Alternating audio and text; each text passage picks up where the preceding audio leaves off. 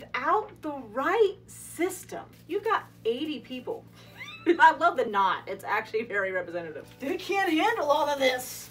Become completely overwhelmed. That system will fail you. I have a very simple, intuitive system. So much more is possible. It is not Trello and Asana.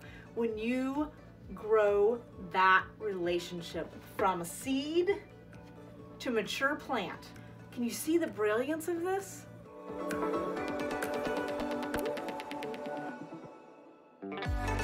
Hey there, Bethany George, Follow-Up Boss. So I have a very crude example for you today, as you can kind of see this strange contraption beside me.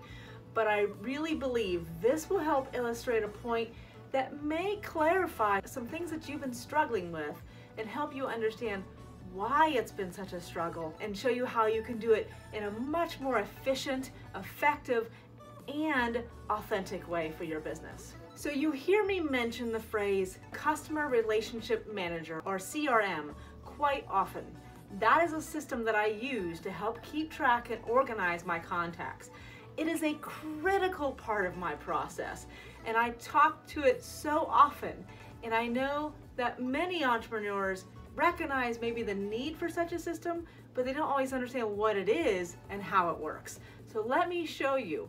Now, the example I have here today is an example of what it looks like if you're doing it in the wrong actual program. And the reason I'm doing that is it's come to my awareness that many entrepreneurs, when seeking a quick, easy solution that feels intuitive to them, they are going and using programs that are truly meant to be project management systems. And the example of this would be Trello and Asana. Many entrepreneurs start out using those systems. If you are using them yourself and it's working for you, then do it.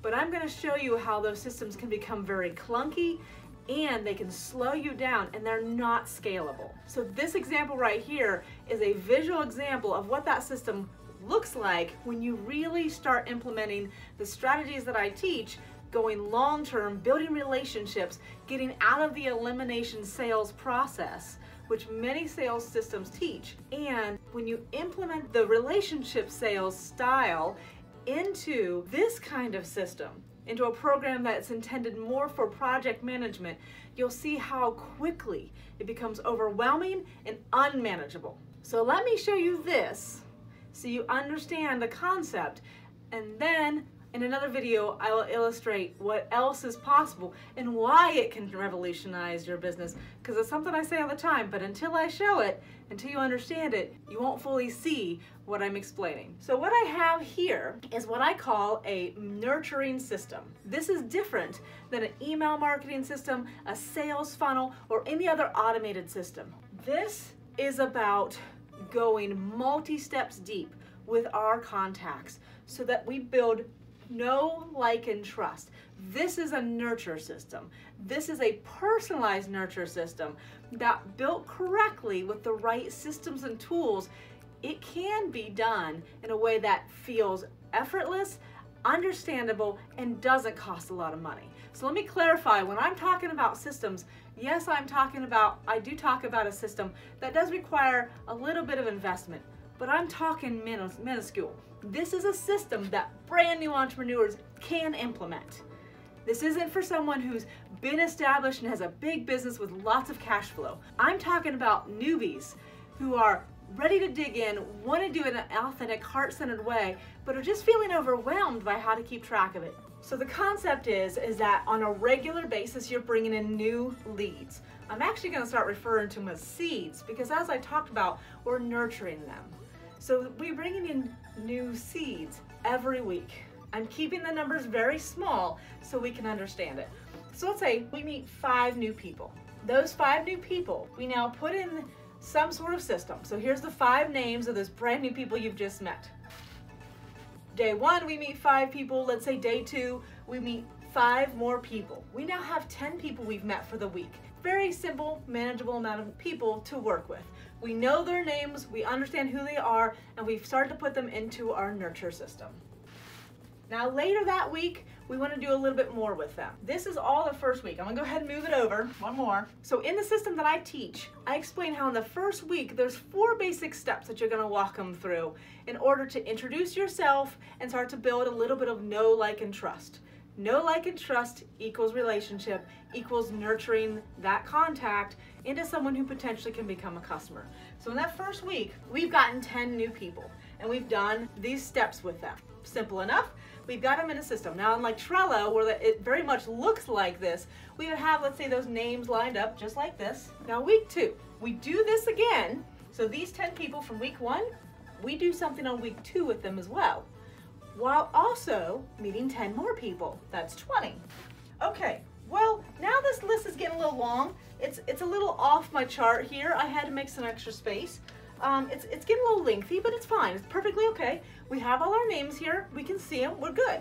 So we're working with these 10 people during a week. We've sent something or done something with the 10 people from last week. We're good. Week 3, we've added 10 more people to our list. So we're now up to 30 people. Doing great. 10 people meeting this week. Doing good. 10 people from last week. Now, and the 10 people from the first week. But now our list is getting a little unwieldy. We've now tripled the length of this list. Now think about this. If you're using Trello, maybe you're using a spreadsheet, you think about how long that list starts getting and how this just starts looking like a list of names that starts to feel very arbitrary. And this is about the point that many entrepreneurs might stop contacting those first 10 people because they're focusing on the newbies, right? The people they just met. So we want to make sure we talk to them and we tell them who we are, and then we have the people from last week, but the people from 3 weeks ago, what do we do with them now? Like, they're down here and, you know, we're kind of running out of ideas of what to share with them. Let's just pitch them. Let's just see if they're gonna buy. We just lost them. Maybe Lily here, on the very end of this list, she was liking what we were talking about. And she's like, no, I'm good. I like this. Lily here from the first week, she's like, I'll buy.